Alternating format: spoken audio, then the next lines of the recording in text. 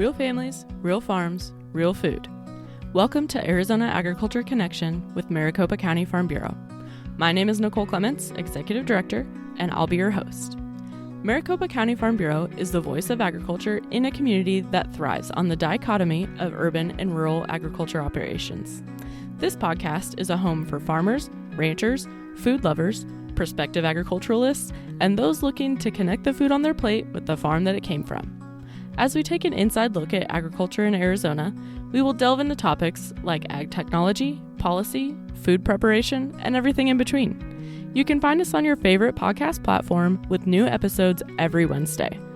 Arizona Agriculture Connection is hosted by Maricopa County Farm Bureau and sponsored by Paloma Ready Mix and Materials, a proud supporter of agriculture and our communities. Be sure to subscribe and share your favorite episodes with your friends. For more interactions, follow us on social media, Facebook, Instagram, and LinkedIn at Maricopa County FB. Now let's discover some Arizona agriculture. Well, welcome back, Arizona Aggies, to another episode of Arizona Agriculture Connection. And if you've been with us since the beginning, you might remember Mr. Eric Wilke, which was, I think, our second ever guest. And he is a guru in everything markets. And so we're here today to kind of get an update and a look at kind of what's going on around the world. Well, there's no shortage of things that are going around in the world. So I look forward to your questions, and hopefully we can, bring some thought and insight into what may be happening, at least as far as my opinion goes. And that's what this will be, is just an opinion, but hopefully it's an informed opinion. It's hard to ever tell whatever's going to happen, but you can at least maybe get a good idea. So for those who maybe haven't listened to your first episode, which if you haven't, you should go back and do that because it was incredibly insightful. But maybe give us a quick rundown of your background and then how you got to here at your position at Arizona Grain.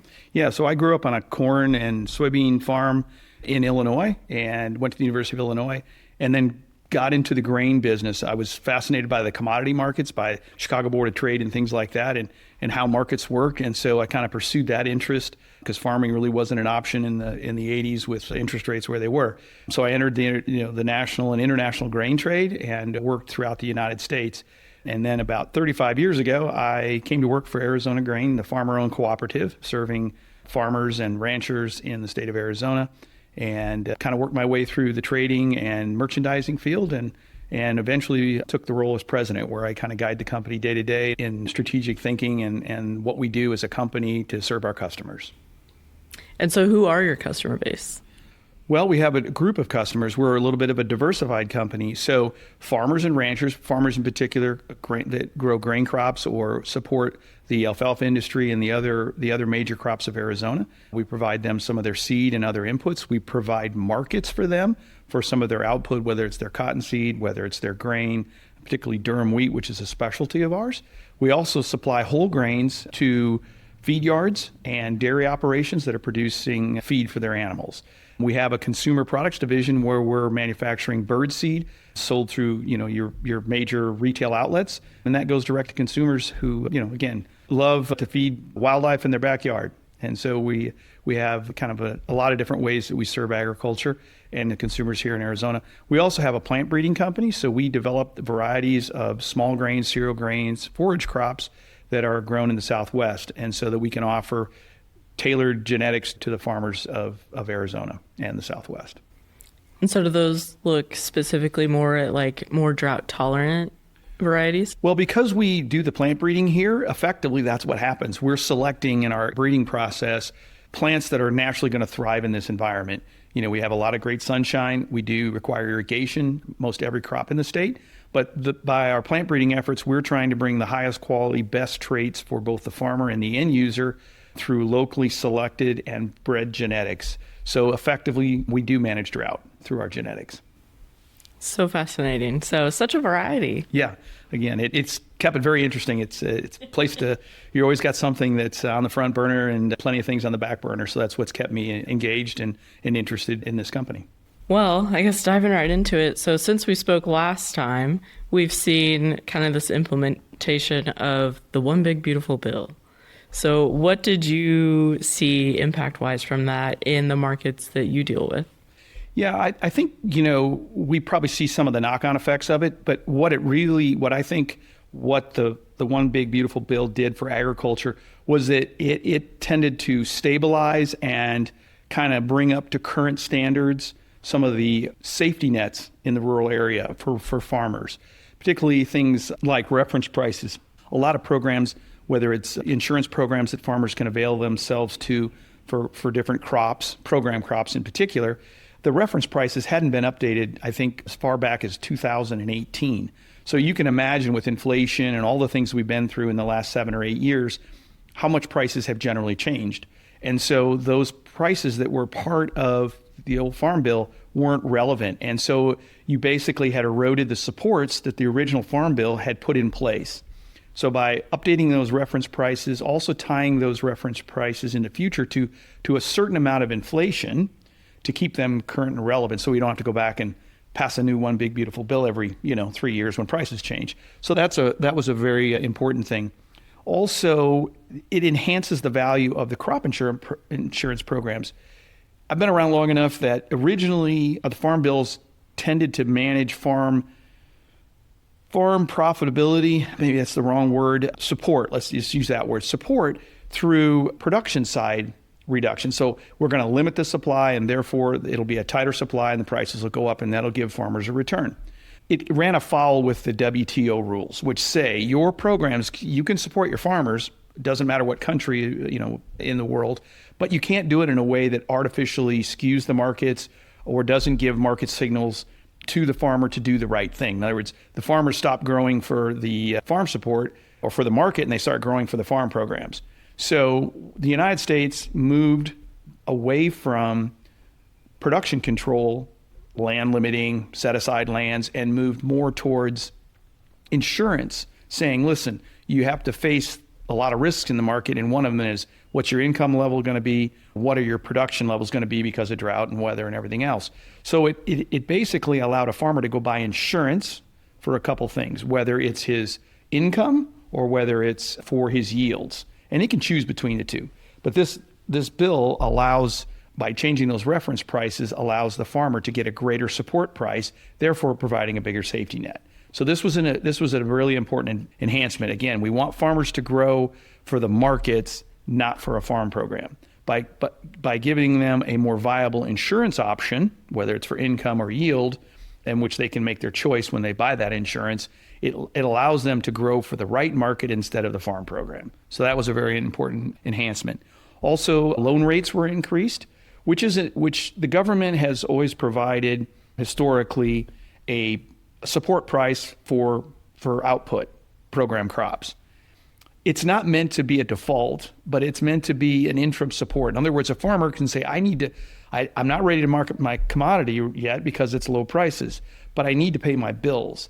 So the loan prices allow the farmer to take a loan out from the government and either choose to pay his bills and just give the government the crop, or when they do make a marketing decision with that grain that they put under loan or commodity under loan, then they can come back and say, okay, I'll repay the loan and the commodity's mine and I can go sell it on the market when the market dictates it needs it.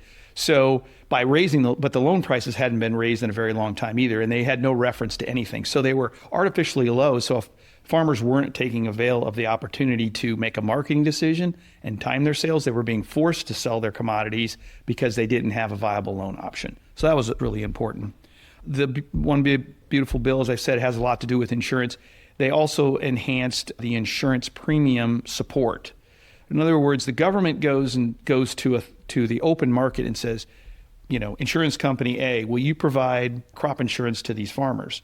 Well, the actuaries in those companies look at the dynamics and they say, well, this insurance will cost you X number of dollars.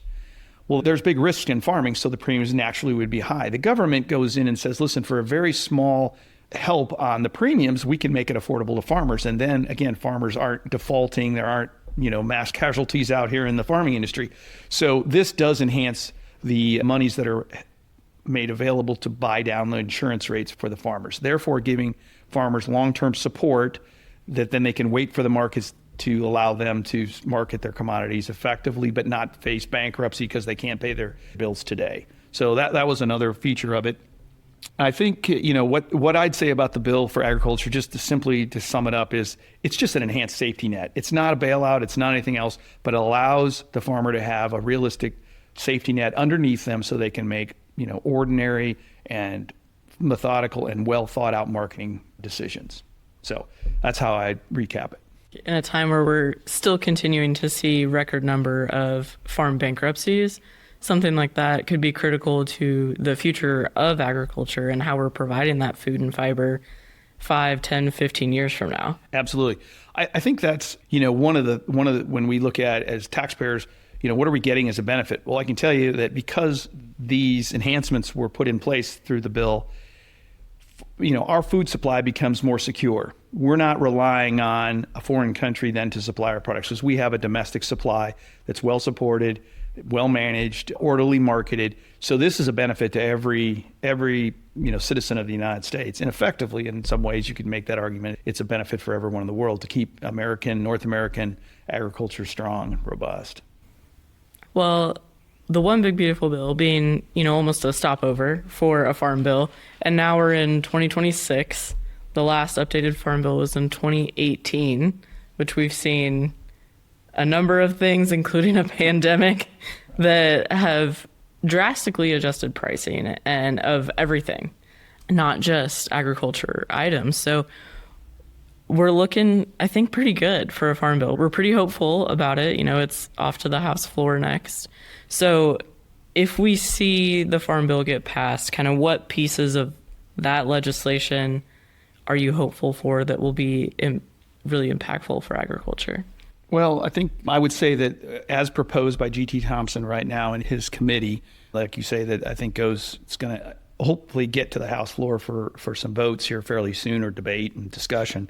I think it had, 4 different, to make it 5 different items. There was credit access for farmers, enhanced conservation measures, enhanced research for agriculture, which is critical. Rural development. We know there's a lot of stress on the rural environments right now to keep people at home, keep people in the workforce and not moving to other opportunities. And also, I think this farm bill will broaden specialty crop support. In other words, instead of just supporting a handful of commodities, which then concentrates risk, and it's commodities, when you think about corn, soybeans, some of those, cotton, some of these crops, there are other competitors in the world, but we import a lot of specialty crops. So by supporting specialty crops, by increasing the program crops to include specialty crops, we give farmers more options. We then can better control our supply and demand for our major crops, as well as be less reliant on imports for our specialty crops. So I think those are the kind of the big areas where this farm bill, if successful, will have a real benefit for rural communities. The other one that I think it's probably going to be one of the more controversial ones, depending on what state you're from, is the interstate commerce component of this farm bill. As you know, there's states that have enacted animal welfare rules and requirements for production within their state, but then, like in the state of California and others, they have placed restrictions on any ag product being sold in their state. So if Iowa farmer raises hogs differently than they did in California, that pork from Iowa was not eligible to be sold in California. Okay, we can set aside, again, for a moment, I would just say, let's set aside is this a good policy or a bad policy? But let's just say what I think you want to have is a uniform policy. We can debate what the policy should be relative to animal welfare or certain cropping styles or inputs that are used on crops, or the way a crop is grown from a conservation or a resiliency standpoint. Okay, let's have that debate. But let's have a uniform across the board. We all understand what the rules are, instead of each 50 states trying to enact their own rules and regulations for what they're going to allow, because that is just a setup for very inefficient markets. So I think that's one benefit, and it's going to be controversial because California probably has the most restrictive, and some other states have adopted policies and practices of their own that are maybe a little bit disconnected from the way agriculture, produces our food. And because we have some altruistic view or we have some, agenda, and all agendas aren't bad. I'm not trying to use that word to start a fire here, but I think it allows us to have a more rational thought instead of, one state in the union or 2 states in the union dictating all food policy for all the rest of the states, which to me doesn't seem logical. So that's going to be controversial, but I hope some form of that will endure, because I think it makes sense for keeping our food systems, one, healthy, but two, competitive, and making sure we have a stable food supply here in the country. I think we're all hopeful that it'll have some discussion, and even with the many amendments that were attached to it. Yeah, I mean, and we have to realize that a lot of what is in the Farm Bill has, it certainly has some indirect but many direct, but the real farm components of the Farm Bill make up a very small fraction of the true Farm Bill's budget, right? The SNAP programs and assistance programs are by far the largest. And that's created kind of an interesting mix, is that states that aren't necessarily farm states, because the budget is so skewed towards food assistance and support, they're starting to exert a lot of pressure on farming, because they can affect that bill and trade, say, okay, if you're not going to enhance food support payments, then we're not going to get behind lower insurance payments for farmers to cover their crops. So it's a really interesting dynamic, and it makes passing a farm bill that much harder today, where we used to look at that this was truly a farm bill and it was there to feed people, and now it's a social engineering thing for some. That makes a lot of sense. I think a question that a lot of people have is, one, that they don't actually understand that SNAP is a part of the Farm Bill to begin with, but secondly, why SNAP was included in the Farm Bill. Yeah, I think the Department of Agriculture, and this is my perspective, and if I'm not answering this completely, I'm going to ask you, Nicole, because I know you have a lot of knowledge in this area as well. But I think it's natural that a lot of the food assistance programs were based on surplus commodities, and so the Department of Agriculture had it under its purview to manage butter supply and milk supply and other crop supplies. And so some of the assistance was really set up originally to deal with some of these government surpluses that were had, and they were given to people as a way to feed their families in a time of need. And through commercialization of our food systems, I think the stigma of going somewhere and getting a big block of cheese, and that's real, right, for some people, that there was, it was reformed over time. And then the need to feed people, in our country has risen dramatically, I think. And so those programs have evolved, and that has become a bigger part of the budget than the support that's provided to farming or the R&D research that's being funded through the Department of Agriculture and the farm bills, support payments, land conservation. All those have been pretty flatlined, other than for inflation. And yet the number of people needing to receive some type of food assistance has grown dramatically. And so therefore, it's now the biggest part of the Farm Bill. That would be my view of the history of it. Again, I'm willing to defer to experts if that's not generally accurate, but I believe that's really the path. Yeah, and I think what's interesting is the amount of the Farm Bill that is for SNAP. 75% of the Farm Bill is for SNAP. So when we kind of have those conversations about support for farmers and what that looks like, and whatever terms that you want to hear in the media about it, it's actually just such a small piece of that actual legislation. But I think the job we have to remind these other legislators who don't come from farm areas is that the farming components of the Farm Bill are extremely important, because it's what keeps food affordable for many more people than just the people who are receiving assistance. And so that we can't let them take their eye off the fact that a farm bill is all important, because it's something that we all need as citizens, and not only of the United States, but of the world. Is our farm programs are very important to the cost of food here and around the world. And so we've got to keep that framed in everybody's mind when we argue about this, this component or that component, because ultimately we want a stable food supply that's abundant, nutritious, and available. And that means ultimately you got to support farming to a degree, because farming is a very difficult risk business. And, if you want people to step up and put their lives and money and futures at risk, then you have to give them some support when there's so much they can't control. Yeah.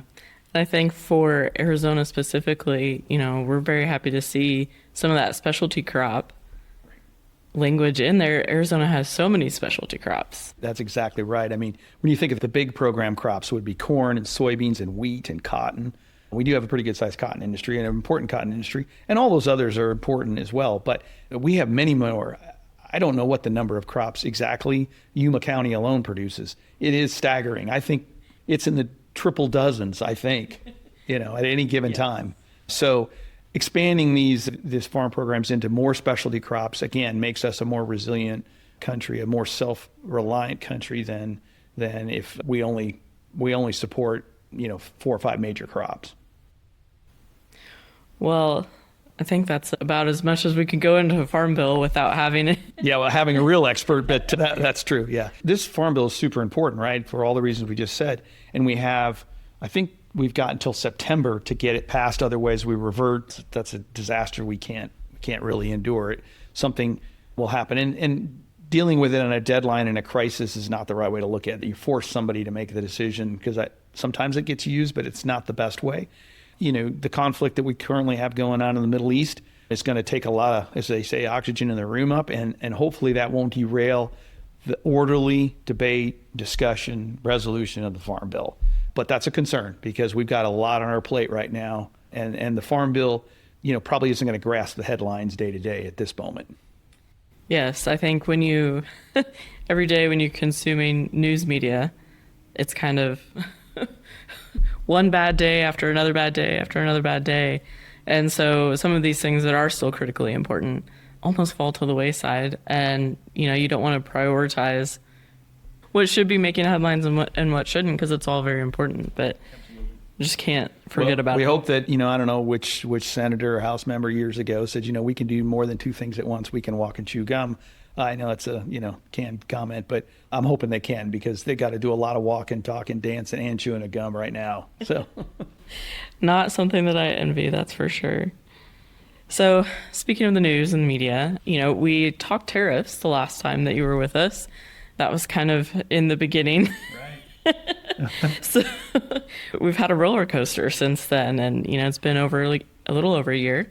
So what have you seen in your industry, in these ag markets, the impacts of those tariffs, and then kind of where did we see that cost burden land? Yeah, tariff talk isn't over. It goes on every day. I mean, the Supreme Court's made a recent ruling that's basically the IEEPA tariffs are going to have to be reconsidered. The Trump administration is going to utilize many other tools that they have, and they'll be able to maintain some of them. Some will be modified, some will take longer. Some are going to get removed. The impacts that I think we see are, the on and off again nature of tariff announcements is very disruptive to grain markets, commodity markets, and affects all our food, fiber, energy in this country are, quite volatile right now because we're all trying to decide, as I mentioned in that discussion we had, months ago was, whether the tariffs get absorbed at the origin, the producer, these would be for imported products, or whether it's shared or whether it's only on the end user, such as a U.S. consumer. But every time you get a new tariff, you're trying to sort that out. And so it creates this up and down volatility, and that makes it very hard to manage risks. It's hard to make long-term decisions. That's the downside. So we're probably, taking additional risk on a daily basis to get through this. You asked the question of where do we see those tariffs landing? Who's paying them? I don't know if there's quite a clear picture. The current administration would say, it appears based on the collections and price impacts and inflation, it must be being borne more by the originator or the seller into the United States. However, I'd point out that, North Dakota State University just did a study on the impacts from farming on these tariffs. And they found that so far to date, there's been about $950 billion of tariffs collected and from importers of farm machinery, chemicals, seed, and other crop, if I didn't say fertilizer, other crop inputs. And they're massive. I mean, that's a significant amount. And that is basically, we see when we look at the cost of fertilizer, we look at the cost of farm machinery, it's being transferred right to the farmer. And what it's doing is it's delaying farmers from buying new equipment. Right now we've got relatively low commodity prices, and yet we've got an increasing, cost for farm machinery and farm inputs. So I would say the impacts have been to raise the cost for a farmer at a time when we are seeing, relatively low markets prices, which makes the squeeze at the farm gate for any kind of profitability that much harder, puts us at greater risk. So that example alone would tell you that it's impacting farmer from stress at the bank level, stress at the operating level, And, as we've seen it, the bankruptcies are increasing. And so that's pretty good evidence who's paying for it. Yeah.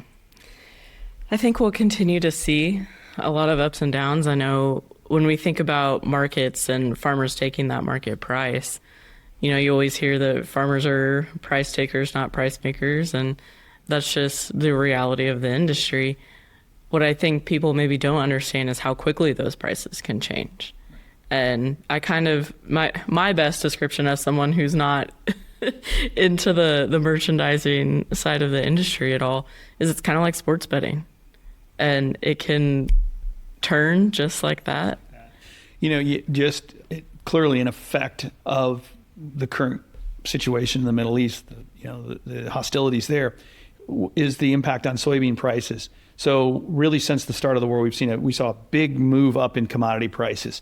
That's a natural reaction when you think about the first step of whenever there's a crisis is where's the food, who's got the food, right?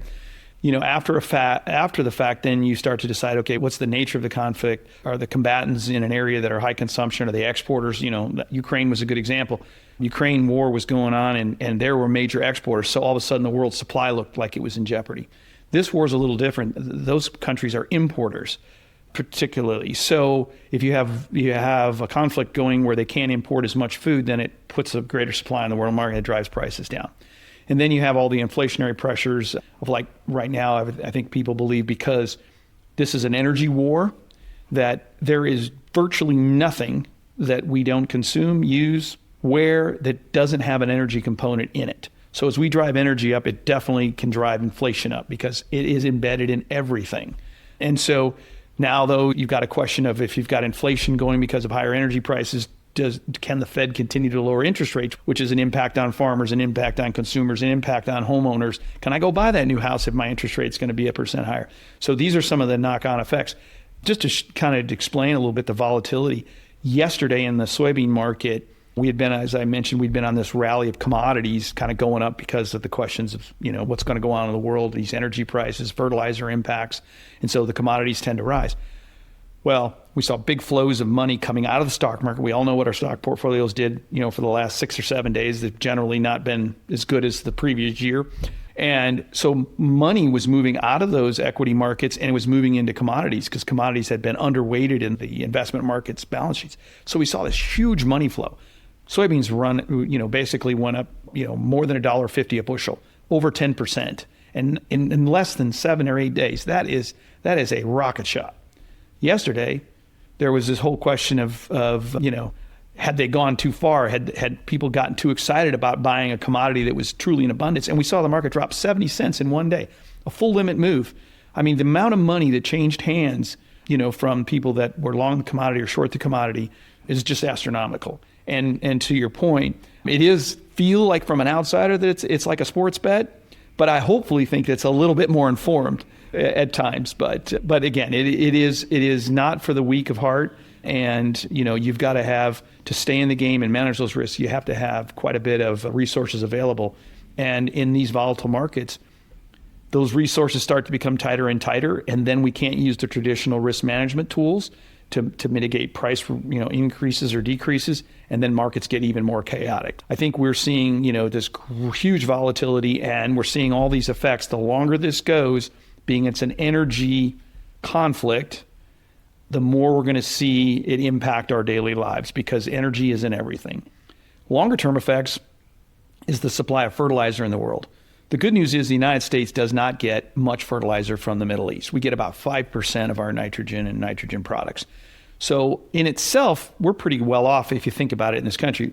That's the simple answer. But the truth is these fertilizer components, even though we're not getting our supply from the Middle East, now the people that got their supply from the Middle East are going after the origins that we get it from.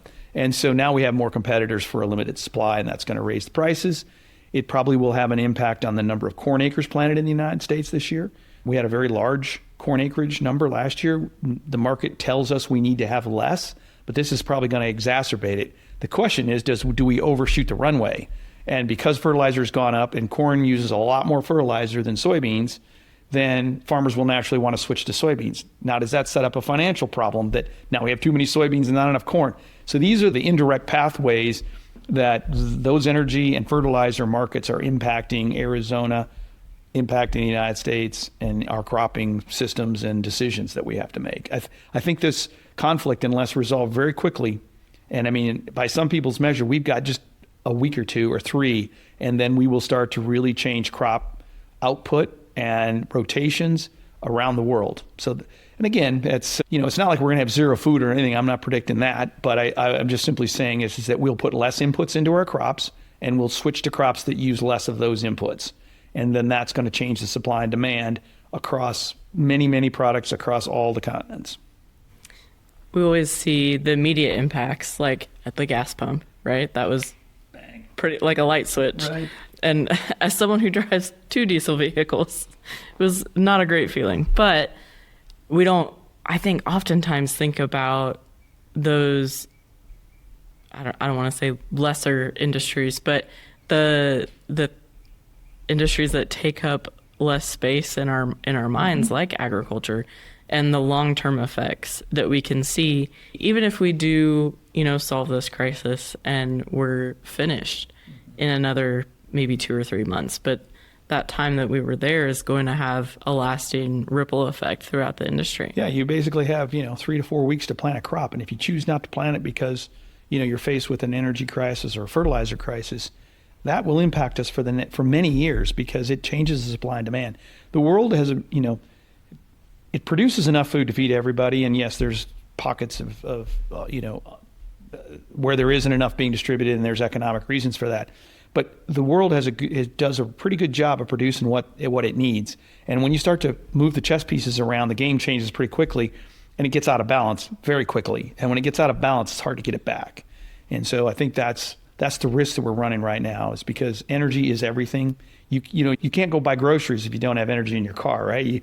And the energy that's in that food came from the energy we put in our tractors and went to the fields with it. And so again, this is embedded in everything. And I think that's what's different about this than the Ukrainian war. The Ukrainian war, yes, there were some energy components to that as well, but that had to do with the supply side and not the most significant supply side. This has a supply side impact worldwide because it's energy. So, and I don't mean to say that the black cloud's going to fall on us, but it's just going to make things more volatile. It's going to make things difficult from a risk management standpoint to work our way through. The longer it goes on, the bigger the impact. It's a lot to digest and kind of take in, but I think this is the kind of information that, that we're here to provide, because it's not out there as readily available as maybe you might want it to be. Kind of on that world stage, or at least North American stage, we're in this negotiation period with the USMCA, which is the United States, Canada, Mexico agreement. Mexico, Canada, I said that backwards, but I've seen it even the CUMCA. So I think it's whose acronym is who's describing it right. Which country? Exactly. Who wants to be first on the list? So there's several people in Arizona that have been a part of those conversations and really pushing for us to come to a solution there as well.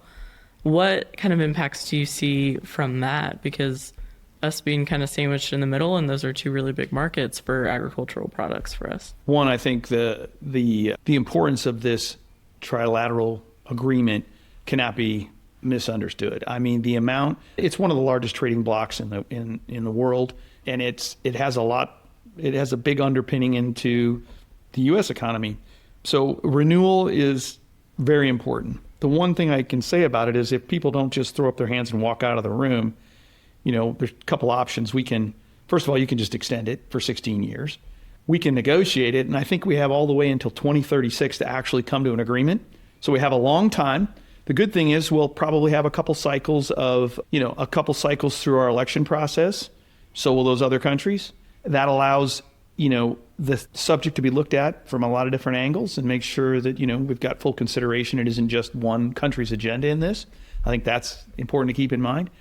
And then we could do nothing, just let it expire. And, it expires again, I think, 16 years after that. So I'm hopeful that, most importantly, that all parties are part of the same agreement. We don't end up with a trade agreement with Canada, a trade agreement with Mexico, and then a trade agreement between Mexico and Canada, because I don't think that creates very efficient markets. It creates a lot of disconnect in the rules of the road. And I don't think, the North America will economically benefit from a fragmented trade agreement. So that would be my first. There are some things that are completely necessary and important that we consider in the renewal, right? I think the last time we went through this, Trump really had a piece in it. And the Congress, though, stepped in and said, hey, we want to bring in some issues of labor. The Trump administration wanted country, labeling. They wanted dispute resolution looked at. So any agreement that's this long is not going to be permanent because the world changes. So you need to update it. You need to bring it up to current reality. And as labor markets change, as kind of the social contract can kind of change. Differences in resources have occurred. The value of countries' resources have changed during a 16-year period. So how is that trade agreement answering the questions of trade, or is it distorting trade? So it's perfectly natural, and it's important that it's reviewed, modified, and then enacted. I'm optimistic because it is so important. So that's how I would sum it up. I think we get one. It might be messy for a while. I mean, this administration is going to attack it from probably a standpoint of divide and conquer, but that isn't probably the outcome in the end, I think. I think we'll have a three-way agreement, and because it makes sense. And I think we can all look at the long-term benefits we've enjoyed, and with some certain logical modifications, then I think we'll have a better USMCA agreement. So one, I'm optimistic. Two, it's wise to look at it, review it, modify it, and we'll keep it one of the most important trading blocks in the world. We need that. So with all of these huge kind of moving parts to the industry, and we talked about kind of the volatility and how quickly things can change, what is your maybe predictions for the next quarter looking forward? Well, I mean, in a macro sense, I would say, I think we have, God forbid that we don't have a resolution of the Middle East problem, or at least we've brought it down to a level where we can still have a lot of, maybe the players don't change, but the way we're moving energy and moving fertilizer, and we're trying to go back to a negotiating table instead of shooting at each other. I hope that's the outcome, because I think that's what the world can benefit from. In the meantime, it's going to make it harder for the Fed, I think, to lower interest rates. And we were kind of on a downward trajectory, which was benefiting the U.S. economy in a lot of ways. And I think that's going to make it harder because energy, as I've said, is embedded in everything. And we're likely, as long as that conflict goes on, to have higher energy costs. I think you have a risk of higher core inflation. And if you do, it's harder to lower interest rates in that environment. I think we're going to plant the right amount of acres in this country. I think because this cycle, we're probably okay, with our fertilizer situation. There's going to be stress. There's going to be price problems. But I do think that we will grow an adequate number of crops, and generally the right crops. Farmers are going to be making those final decisions here in the next three to 4 weeks. I'm hopeful that prices have stabilized. I mean, right now the world has an abundance of a lot of commodities. And so, there's no food crisis per se coming because there's plenty of carryover major crops. But weather is going to be the big factor in the next year. So long as weather cooperates, I don't see there, being big talk of food crisis. One other thing that I think is this next Friday, I think we're going to have probably some announcements on energy policy relative to biofuels in this country. Trump has called for a farmer day at the White House. We're probably likely to hear something about fuel policy. Let's hope we do. Because one of the solutions for farming in America is for us to use our abundance in commodities like corn and soybeans, which we can overproduce quite easily, and secure more of our energy future through the use of more biofuels. It's a very complex issue, whether you're in the petroleum industry, whether you're farming industry, whether you're a consumer for energy. But the answer is, I believe, is to take the path that we originally envisioned as a country, and that is that if we don't have a market for our surplus commodities on the world market, and we have a readily available market for more energy, then we should utilize them. They're good for the environment, it's good for farming, it's good for world security. So I'm hoping that this policy that we've waited really since, in my opinion, 2008 or 9 to see fleshed out and the path to be clear gets announced. EPA's got a big role, and at least the early signs of the comments pre pre-Friday are that this could be, this could be supportive for farming, and that's good because right now farming is difficult. So again, and I think as volatility probably calms down if you calm down the situation in the Middle East. I mean, we'll still have tariff talks, and we'll have to see what China and the U.S. will do when they get back together, after this conflict's tamed down, because Trump has postponed it due to the war that he needs to stay focused on. So we've gone through some rough patches before in agriculture, and I don't think this one's is much different. I think we will figure our way out through it, and hopefully with good leadership, we can resolve some of the conflicts we have right now and get back to feeding the world and growing our economy. Well, hopefully our next tariff talks with Eric Wilke is a little more positive.